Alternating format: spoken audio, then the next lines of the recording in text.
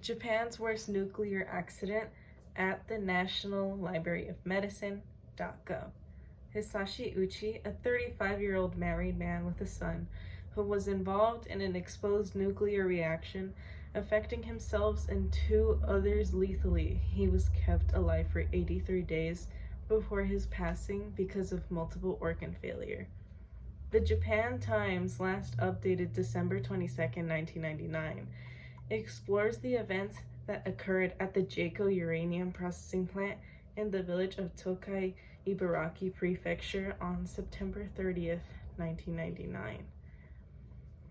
Today I'm going to tell you about the tragic case of Hisashi Ouchi and how he was kept alive for 83 days post-radiation exposure.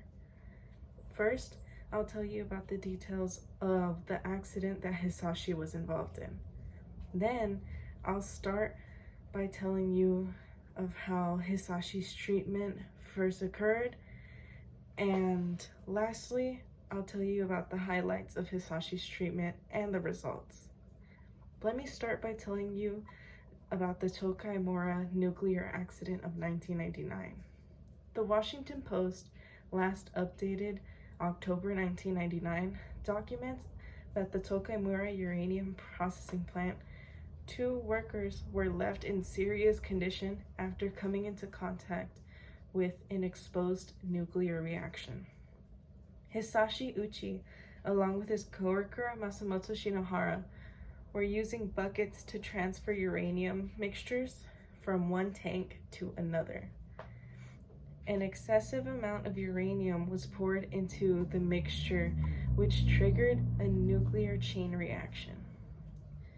They were hit by blue rays as a result of a critical accident, which releases radiation from an uncontrolled chain reaction.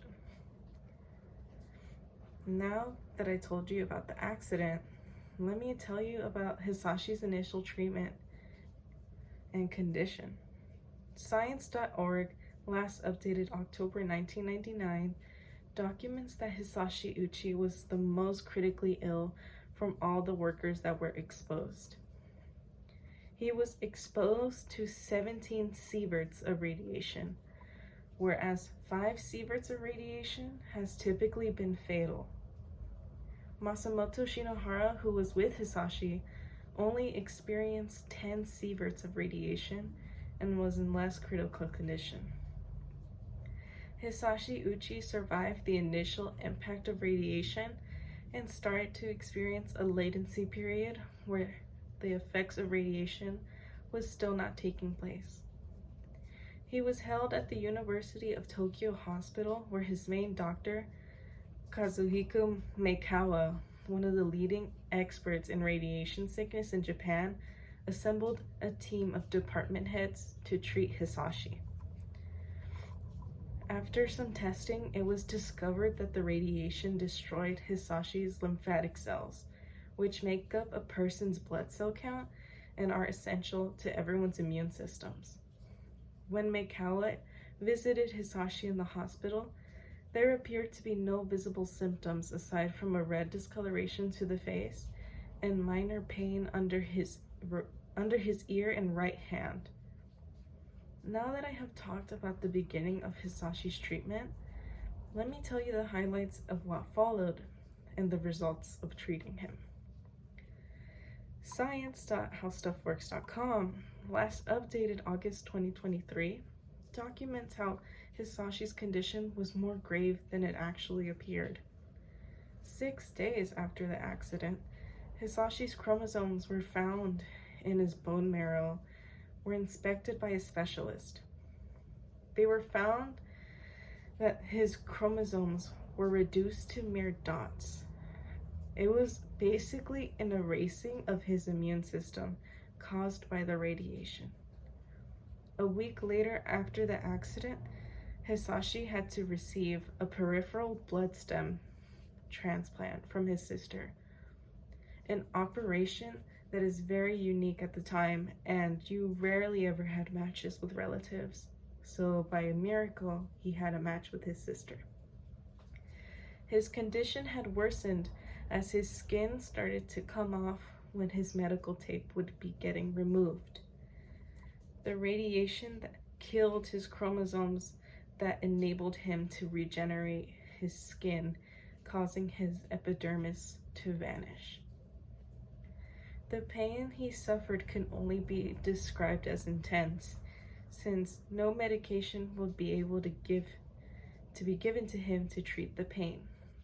2 weeks after the accident, he could no longer eat.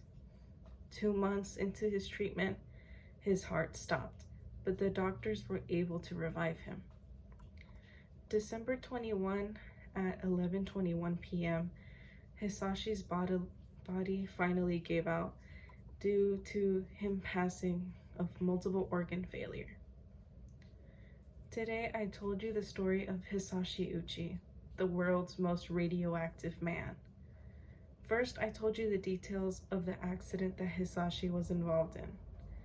Then I told you about the start of Hisashi's treatment. Lastly, I told you the highlights of Hisashi's treatment and the results. A question that seems to always be brought up surrounding Hisashi's case is, what's the right thing to do? Did we fail this man by keeping him alive and letting him suffer through so much pain? Was the family to blame for wanting Hisashi to continue living for as long as possible? All these questions do pose an important point concerning the ethics of what transpired, though it's up to the individual with how much they wish to view it. Thank you.